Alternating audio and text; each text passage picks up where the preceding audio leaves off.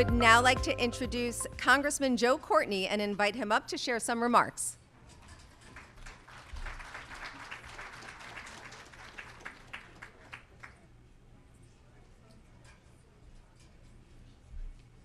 So good afternoon, everyone, and thank you to Access. Can you hear me? Okay, is that okay?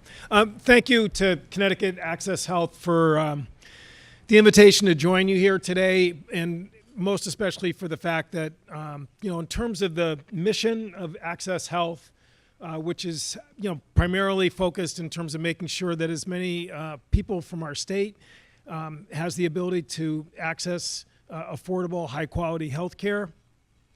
To me, it's just been really impressive over the about the 15-year history of Access Health that they have really broadened their horizons in terms of really trying to make sure that a lot of their clients and people who use their system, really get all different types of help and assistance. And the panel that was just up here, led by the amazing Catherine Marks that we work with in our office all the time at SBA, the Women's Business Development Council. Again, they have a great team in the New London area and really have just done such great work in terms of really trying to be like a force multiplier in terms of helping small businesses.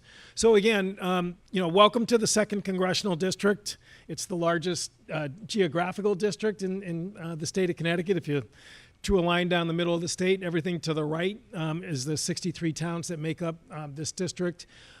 There really are no large municipalities or cities in the 2nd Congressional District. It's primarily suburban and rural by and large. And again, that sort of just goes with the sort of small business presence in terms of just so many amazing people who chasing their dreams, as Catherine said, really contribute so much to Connecticut.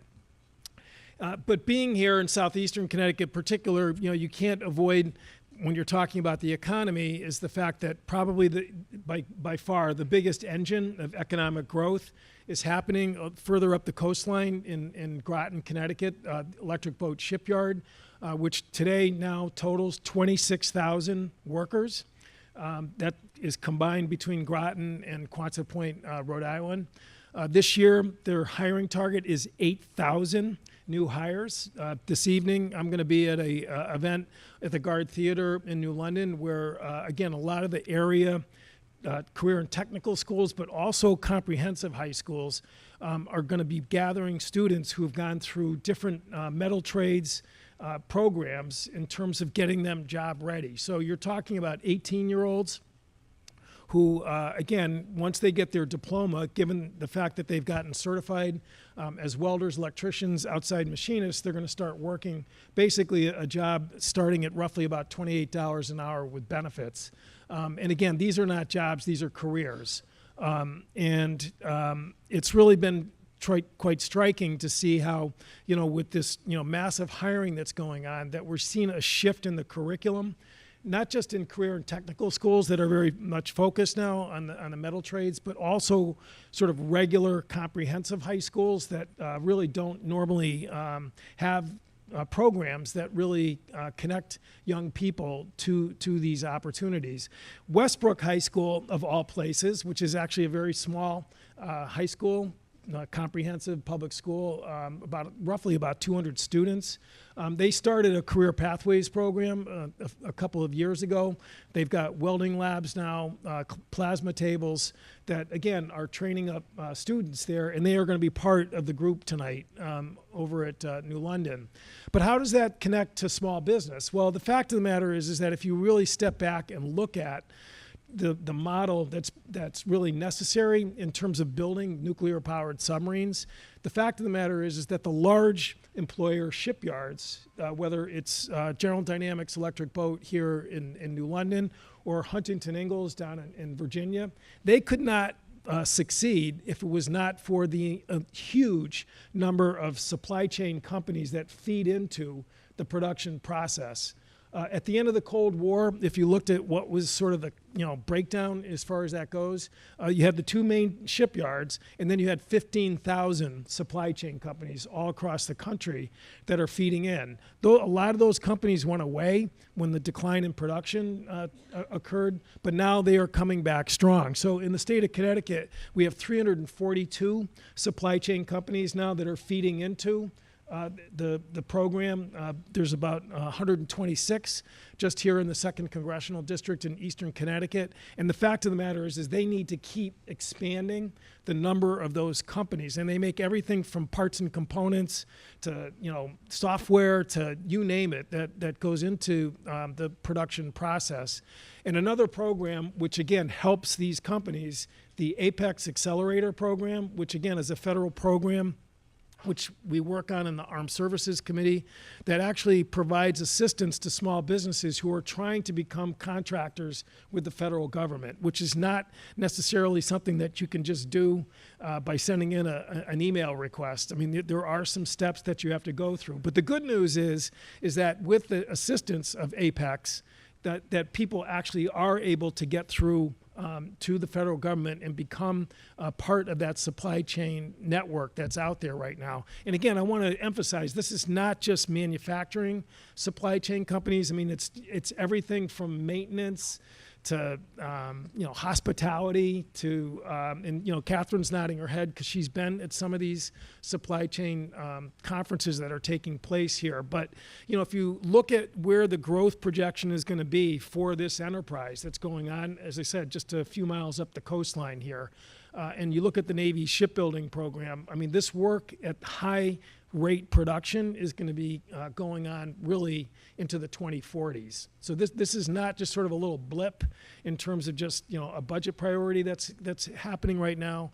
This is a trend that really for a small state like Connecticut is actually an incredible opportunity that again. We've got to make sure we're communicating these opportunities and also communicating to people the tools like SBA, who provides assistance for some of these companies, some of them startups, and Apex Accelerator in particular, which connects people with the contracting process with the federal government.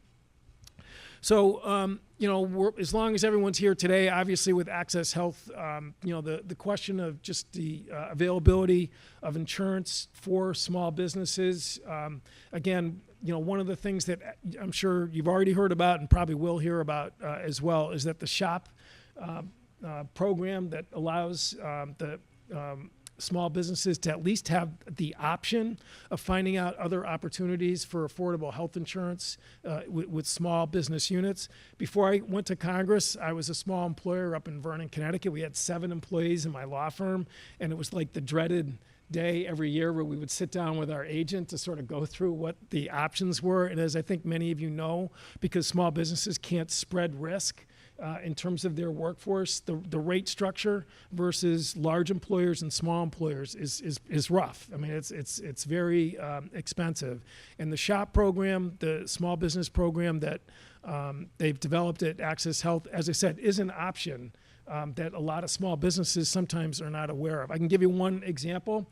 It was a dairy farm up in the northeastern part of the state, up in the Quiet Corner. As you know, we still have about 75 to 80 large operating dairy farms up in that part of the state of Connecticut. But it was a family-owned farm, went back a couple generations. I was up, taking a look at, they had a new milking machine that they wanted to show me. And they were talking about the fact that their health insurance for the family that was, the generation that was operating the farm was $30,000 a year in terms of premiums.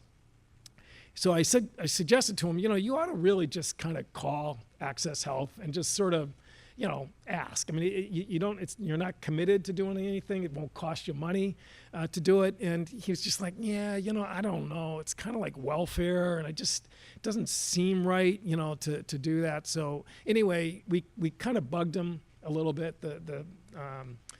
The father of the family that was there, and anyway, he finally did sit down and run the numbers, in terms of what was available through Access Health, and he saved over $20,000 in terms of premium as a result of just sort of asking the question and trying to find out what's going on. So, the Affordable Care Act right now, coming from Washington, it's going through a rough stretch right now. Unfortunately, the tax credits that have been put in place for 4 years expired in January. We tried like crazy to continue those credits to be extended further out, and we actually had a bill with Republican and Democrat support that would have done it for 3 years. Unfortunately, it didn't make it through the Senate. So again, the cliff that's existed in the system in the past is back in place. However, the state of Connecticut did step up and at least smooth out the cliff a little bit, which again, I'm sure you're going to hear about and talk about. But I give a lot of credit to James Michel and his team at Access Health. Developing the ICHRA program, is another one of those ways that, Access Health is going to be able to give small businesses and self-employed individuals an opportunity to cost out a way to, again, not get the full brunt of the private marketplace, which again, for small employers, which I personally experience, is rough. It's very difficult. So, looking down, into the future here, as I said, we were able to get the bill to extend those tax credits passed in the House. And, in my opinion, healthcare is never going to go away as a political issue. I mean, even if we fix this problem, it's going to continue to be a problem, for our kids and our grandchildren that's there. But, there's no question, and I've seen progress in terms of, the ups and downs of this program during my time in Congress. Engagement and, reaching out to elected officials is just, you cannot, overstate how important that is in the small business community, because you're the community that's creating the most number of new jobs in the U.S. economy. That's been validated and confirmed, ad nauseum, that's out there right now. You have high credibility. Do not underestimate the importance of reaching out and again, telling us and public officials what you're experiencing, like that dairy farmer did the day I was out visiting his farm, and really holding people's feet to the fire about the fact that, in order to succeed as a business, you need to have a workforce, even if it's a small one, that, feels good about going to work every day and not worrying about paying the bills for their own health care or their family's health care. And again, Access Health is the good guys. They're the ones that are out there prepared, with John Carbone and others to come up with really creative ideas in terms of trying to solve this really persistent problem that is really, I think, elemental to the success of small businesses in the future. And we obviously, as I said, whether it's nuclear-powered submarines, whether it's agriculture, whether it's all other kinds of sectors in the Connecticut economy, we need small businesses if we're going to succeed as a state. Thank you for, again, your passion and commitment to the work that you do. I cannot say how much I admire small businesses who get out there and really put themselves on the line in terms of their own future and the future of the people they employ. We couldn't do it without you. Thank you very much.